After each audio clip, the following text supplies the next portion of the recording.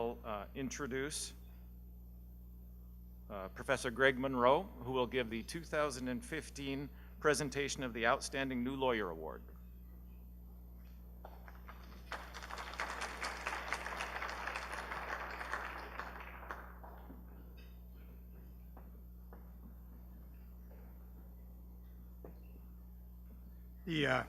This award goes to a new lawyer, outstanding new lawyer in the organization, and it has to be a lawyer who's been in practice less than 7 years.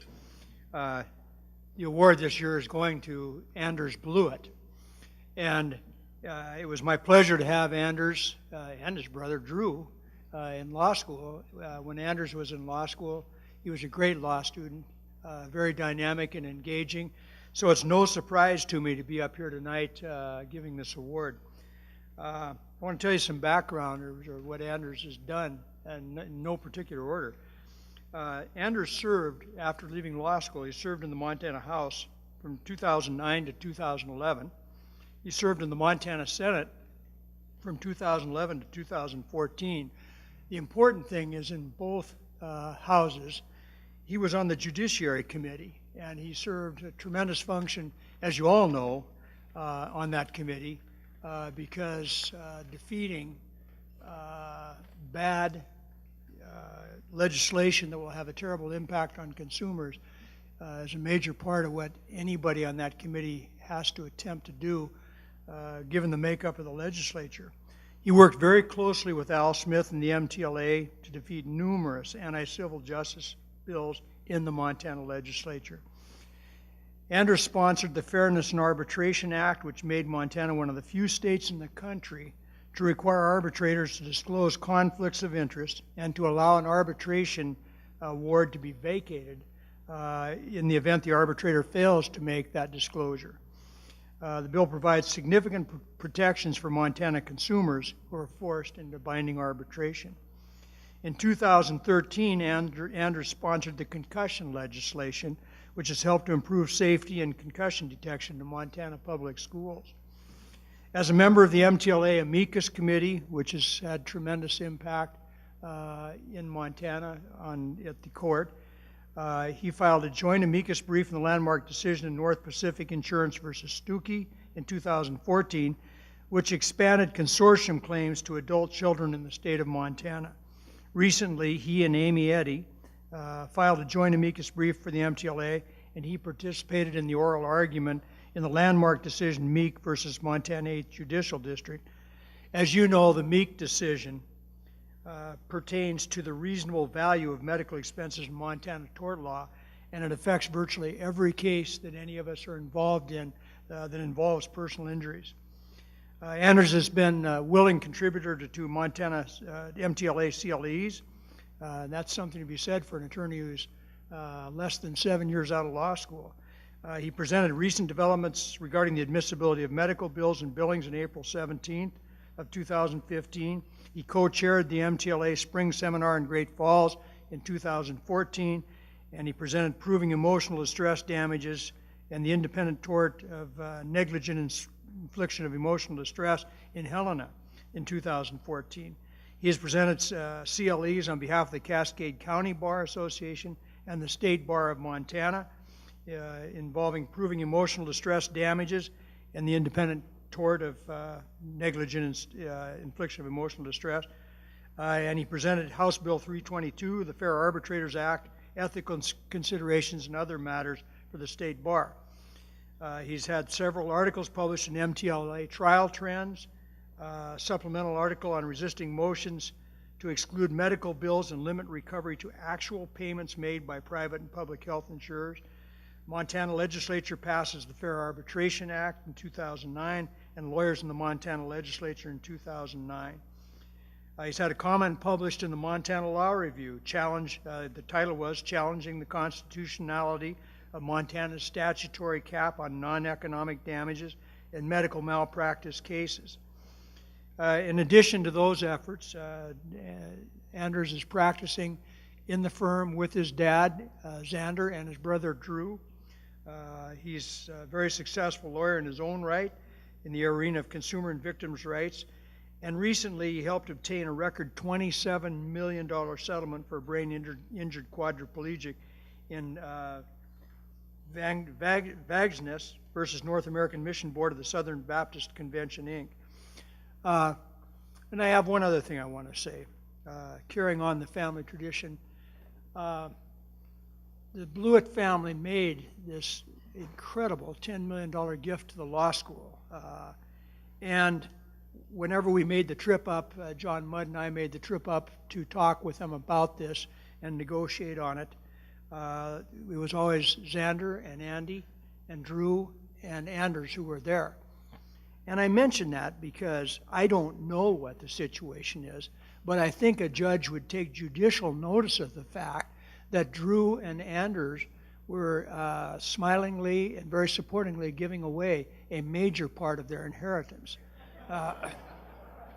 And that seems to be a family tradition, and we're very, very grateful. So Anders, congratulations. On behalf of the Montana Trial Lawyers Association, it gives me great pleasure to present this to you. Congratulations. You want to say a few? Well, thank you, Greg, for the very flowery remarks. After the donation was announced, people asked me, what did I do to get cut off? Still trying to figure that out, but very proud of my dad for stepping up with that. A lot of people wondered, I think, when I was playing for the Billings Outlaws, which was a semi-pro arena football team in Billings, Montana, I think a lot of people questioned whether I would ever be up in front of anybody receiving any award relating to the practice of law. And well, it turns out that, $200 plus free dinners at the Who Hut, it's something to talk about, I guess. I was actually a prosecutor at the county attorney's office in Billings by day, and I was an outlaw by night. Met a lot of interesting folks, and it turns out that one semi-pro career begets another. And before I knew it, I was a semi-pro politician serving in the Montana legislature, earning $10 an hour with no free dinners at the Who Hut. But to get there, I had to get past a guy named Tricky Rick Tryon, and Tricky Rick played hardball. He came after me with hard-hitting attacks, challenging my integrity. He claimed that I engaged in such mortal sins as international travel. He accused me of things like practicing law, and most harmful, I think, to constituency, he accused me of being single. I mean, I have a girlfriend/wife now, but that attack being single really hurt because I think we all know what that actually implied. But I was able to get past Tricky Rick, and I guess I should back it up. Tricky Rick's biggest attack was that I was a basement dweller. I lived in my parents' basement, which I did. I don't like to admit it, but I did. And he said I was unfit for office as a result of that. But the Great Falls constituents viewed it a different way, and they said, there's no way in hell that guy's ever going to leave his basement unless we send him to Helena.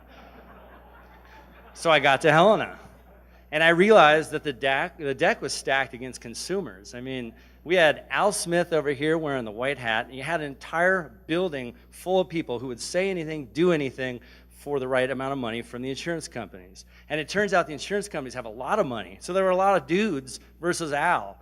And I showed up, and I was like, God, this isn't going to work out very well. But we did all right with the help of Larry Gent and people like Tom Beers, who came down and helped me pass the concussion legislation.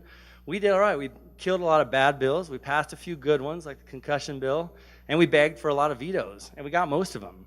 And that wouldn't have happened but for people like Mike Weed, who served in the legislature, people like Larry Gent. I'd like to think I had something to do with it, but that might be a bit of a stretch.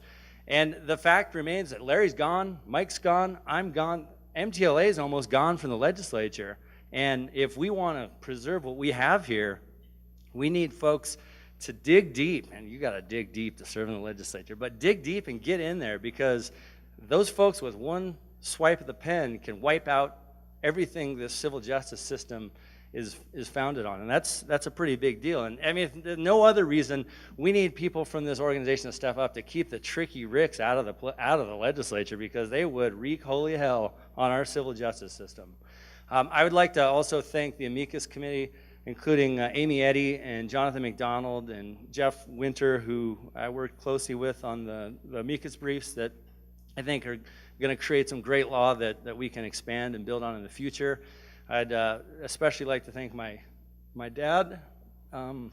It's really quite an honor to work with somebody who let me just sort of like disappear for 6 months at a time and come back to a job and an occasional warm meal. But more important than that is just the tutelage of getting to work with somebody that really has the creative legal mind that makes this stuff interesting and powerful and really makes you love what you're doing and helping people and gives you the tools to help people. And he's a guy who loves the trenches. He loves grinding it out. He loves the competitiveness, and he loves setting foot in the arena. And not everybody has that opportunity. And one of the things as a young lawyer who is cognizant of the advantages and privileges of having a father like this and a firm like this is not everybody does. And if we want our MTLA to be the strong group with the advocates that it has today and the future, I think we need to do more to ensure young lawyers have the tools and mentoring that ultimately is needed to be good at this, because there's nothing innate about it. There's a lot of tricks to the trade, and there's a lot of people in this room who know those very well and do a very good job at it. So thank you. I'm very honored, and enjoy the rest of your program.